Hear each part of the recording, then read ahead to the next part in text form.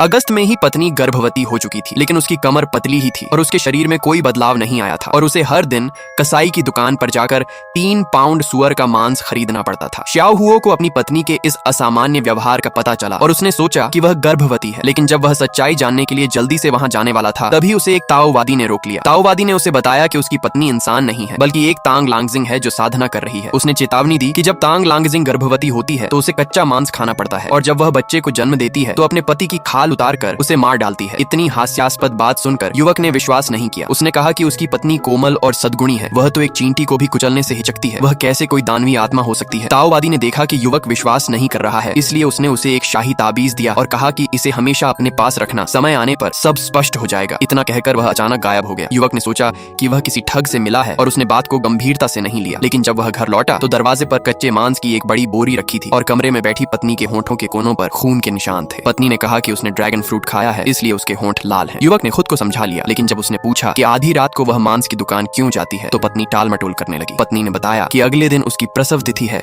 और वह बच्चे को जन्म देने के लिए अपने पुश्तैनी घर जाना चाहती है। युवक को यह अजीब लगा क्योंकि उसने कभी उस घर के बारे में नहीं सुना था और वहां की परिस्थितियां भी ठीक नहीं थी। पत्नी ने समझाया कि उनके परिवार की परंपरा के अनुसार गर्भवती स्त्री को पति के साथ पुश्तैनी घर लौटना पड़ता है, तभी बच्चा सुरक्षित जन्म ले सकता है। युवक ने अनिच्छा से सहमति दे दी। अगले दिन जब वे निकलने लगे तो वही ताओवादी फिर प्रकट हुआ और चेतावनी दी कि यदि युवक पत्नी के पुश्तैनी घर गया तो वह मौत के जाल में फंस जाएगा। युवक ने फिर भी उसकी बात पर विश्वास नहीं किया। तब ताओवादी ने उसे एक रेशमी थैली दी और कहा कि प्रसव के समय इसे खोलना, इससे उसकी जान बच जाएगी। पति पत्नी कार से पुश्तैनी घर पहुंचे, जहां पत्नी की छोटी मौसी ने उनका स्वागत किया। घर के अंदर का माहौल अजीब था। मुख्य कक्ष में केवल सास की पूजा पट्टिका थी, ससुर का कोई चिन्ह नहीं था। जब युवक ने चाय का कप उठाया तो उसमें से कीड़ों का झुंड निकल आया। वह घबरा गया, लेकिन पत्नी शांत रही और नंगे हाथों से कीड़ा कुचल दिया। खाने के समय हड्डियों के सूप में भी कीड़े थे। पत्नी ने कहा कि वे कीमती औषधीय जड़ी बूटियां हैं। मौसी ने भी कहा कि उसकी पत्नी बचपन से ही लाल चीजें खाना पसंद करती थी। युवक को सब कुछ असामान्य लग रहा था। सूप पीने के बाद पत्नी उसे कमरे में ले जाना चाहती थी, लेकिन मौसी ने उसे रोककर कहा कि अगर वह अभी कमरे में गया तो मर जाएगा। उसने बताया कि जब लिन रूई का जन्म हुआ था तब उसकी माँ ने उसके पति को कमरे में बुलाया था और बच्चे के जन्म के बाद वह पति गायब हो गया था। यह सुनकर युवक भयभीत हो गया। मौसी के जाने के बाद उसने ताओवादी की दी हुई रेशमी थैली निकाली। वह समझ नहीं पा रहा था कि किस पर विश्वास करे, लेकिन उसे डर था कि प्रसव के समय कुछ अनहोनी न हो जाए। वह डॉक्टर बुलाना चाहता था, पर पत्नी ने उसे जाने नहीं दिया और चाहा कि वह उसके पास ही रहे। अब उसे लगने लगा कि कोई अनिष्ट होने वाला है। पत्नी अजीब व्यवहार कर रही थी और माहौल भय से भरा हुआ था। युवक के मन में आशंका गहराती जा रही थी कि सच्चाई शायद उससे कहीं अधिक भयानक है जितनी उसने कभी कल्पना की थी।